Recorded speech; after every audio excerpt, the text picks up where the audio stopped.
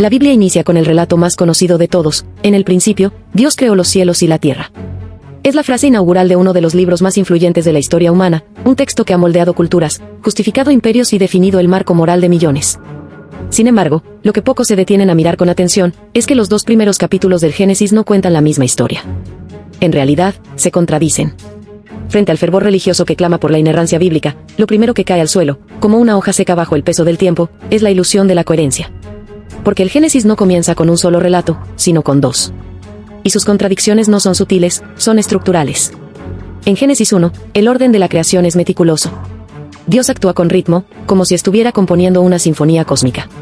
Primero crea la luz, luego separa las aguas, forma la tierra seca, da lugar a las plantas, crea el sol y la luna recién al cuarto día, lo cual por sí solo ya genera preguntas. Después hace a los animales marinos y terrestres, y finalmente, en el sexto día, crea al ser humano, varón y hembra los creó.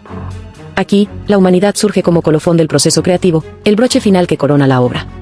Hombre y mujer son creados al mismo tiempo, como iguales, como complemento mutuo desde el inicio. Pero en Génesis 2, la narrativa cambia radicalmente. Aquí, Dios forma al hombre primero, del polvo de la tierra. No hay mención de días, no hay secuencia detallada. La creación es más artesanal, más íntima. Después de crear al hombre, planta un jardín para él, el Edén, y lo pone allí. Luego, viendo que el hombre está solo, forma a los animales y se los presenta para que les ponga nombre. Pero ninguno es suficiente compañía. Entonces, Dios hace caer al hombre en un sueño profundo y de una de sus costillas crea a la mujer. Ella no surge a la par, sino como una respuesta a la soledad del varón. Aquí, la jerarquía es clara. La mujer es una derivada, no una co-creada. La pregunta es inevitable: ¿cuál relato es el correcto? ¿Fueron creados juntos o por separado? ¿El hombre fue el último en aparecer o el primero? ¿Los animales existían antes o después que el ser humano? ¿La mujer fue hecha del barro, como el hombre, o de su costilla? Las contradicciones no pueden barrerse bajo la alfombra sin asumir las consecuencias. Si estos textos provienen de un Dios infalible, ¿cómo explicar errores tan evidentes en los primeros capítulos? ¿Cómo confiar en el resto de la revelación si su inicio ya está dividido? La respuesta que ofrecen los estudios bíblicos modernos es clara: estos relatos provienen de diferentes tradiciones. Génesis 1 es de la fuente sacerdotal, un texto escrito por sacerdotes exiliados en Babilonia, obsesionados con el orden, la simetría y la separación. Génesis 2, en cambio, es de la fuente yavista, más antigua, de una tradición más antropomórfica, donde Dios camina, moldea, sopla. Dos visiones distintas de la divinidad, del ser humano, del mundo. Y en algún momento, en la historia de la redacción del Antiguo Testamento, estas versiones fueron puestas juntas, una tras otra, sin intentar armonizarlas, sin explicar la disonancia. Como si los compiladores no vieran el problema, o como si no les importara. Y ahí es donde el dogma tropieza con la historia. Porque la Biblia no cayó del cielo, no fue dictada palabra por un ser sobrenatural a un escriba pasivo. Fue escrita, corregida, editada y compilada por seres humanos a lo largo de siglos. Humanos con intenciones, con sesgos, con intereses. La presencia del doble Génesis no es un accidente, es el resultado de una tradición oral plural, que no temía contradecirse. Porque en tiempos antiguos, la contradicción no era un error, era parte del misterio. Pero en la modernidad, ese misterio se vuelve problema. Porque se nos enseña que la Biblia es la palabra perfecta de Dios. Que cada línea es verdad. Que no hay error. Que no hay contradicción. Que cuestionar su coherencia es cuestionar a Dios mismo. Entonces, ¿qué hacer con estas dos historias? ¿Ignorarlas? ¿Justificarlas con malabarismos teológicos? ¿Reinterpretarlas hasta que parezcan encajar, aunque no lo hagan? O más valiente aún, admitir que estamos frente a textos humanos que revelan más de nosotros mismos que del universo. Algunos han intentado reconciliar los relatos con explicaciones simbólicas. Dicen que Génesis 1 es una visión general, y Génesis 2 un subnarrativo en la creación del ser humano. Pero esa explicación no resuelve las contradicciones, solo las posterga. Porque si en el primero, el hombre y la mujer son creados juntos, y en el segundo, en momentos distintos y bajo circunstancias distintas, entonces no se trata de sum, sino de versiones incompatibles. Y si no se pueden armonizar, entonces el lector moderno tiene que decidir, o renuncia a la idea de inerrancia bíblica, o se aferra a una fe que ignora la evidencia. Otro punto fascinante del doble Génesis es cómo se interpretan las diferencias de género. En Génesis 1, el ser humano es creado a imagen de Dios, varón y hembra. La igualdad está implícita en el acto creador. Pero en Génesis 2, la mujer aparece como complemento, como ayuda. Este relato ha sido usado durante siglos para justificar el patriarcado, la sumisión femenina, la jerarquía de género. Y si todo ese sistema se basa en una tradición narrativa más antigua, antropomórfica y tribal, y no en una verdad eterna, ¿cuánta violencia, cuánta desigualdad, cuántas leyes se han construido sobre una lectura literal de un texto contradictorio? Pero hay más. Algunas interpretaciones más atrevidas, y cada vez más populares en círculos críticos, sostienen que en realidad hubo más de una humanidad. que Dios creó al hombre y la mujer en Génesis 1 y luego, en Génesis 2, forma a Adán y Eva dentro del Edén. Esta lectura sugiere que Adán y Eva no fueron los primeros humanos, sino los primeros humanos con los que Dios tuvo una relación especial. Entonces, cuando Caín es desterrado tras matar a Abel, y se va a la tierra de Nod y toma mujer, ¿de dónde vienen esos otros humanos? ¿Quiénes eran? ¿Por qué no fueron mencionados antes?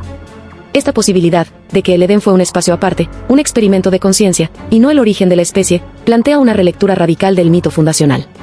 Dios no creó a toda la humanidad en un solo acto, sino que seleccionó un fragmento para un propósito específico. Y cuando ese plan falló, por la desobediencia del Edén, Adán y Eva fueron expulsados y se unieron al resto de la humanidad. ¿Una historia de elección divina que luego se vuelve universal por imposición cultural? ¿O un mito tribal que fue transformado en dogma global? Y entonces el Génesis ya no es solo un relato de creación, sino un campo de batalla de narrativas. Una historia de competencia entre versiones, entre fuentes, entre dioses incluso. Porque no olvidemos que en el mundo antiguo, la idea de un solo Dios no era universal. La Biblia misma reconoce la existencia de otros Elohim, otras divinidades, aunque los repruebe o minimice. ¿Qué pasaría si el Génesis, en sus versiones múltiples, reflejara también una lucha de cosmovisiones? La fuente sacerdotal, con su Dios ordenado, trascendente, que crea con palabras, y la fuente ya vista, con su Dios cercano, que camina en el jardín, que forma con las manos, que se arrepiente, que busca a Adán y le pregunta, ¿dónde estás? Dos dioses. Dos humanidades. Dos comienzos. Y sin embargo, se nos enseña que hay solo una verdad. Una historia. Un origen.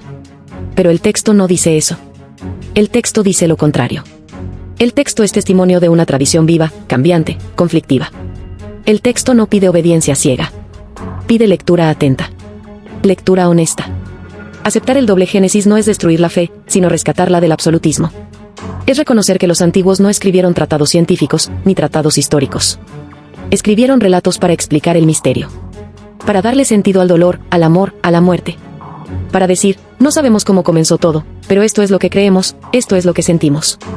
Y esa confesión es más valiosa que cualquier dogma. Porque revela humanidad.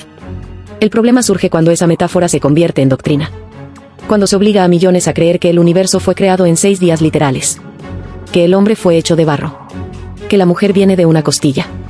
Que una serpiente hablaba. Que hubo un paraíso perdido. Que todo pecado, todo dolor, toda maldad, proviene de una fruta prohibida.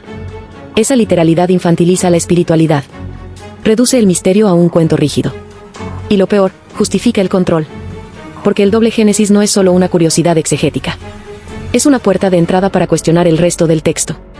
Si los primeros 2 capítulos ya presentan visiones distintas, ¿qué pasa con el diluvio? ¿Con la Torre de Babel? ¿Con las genealogías imposibles?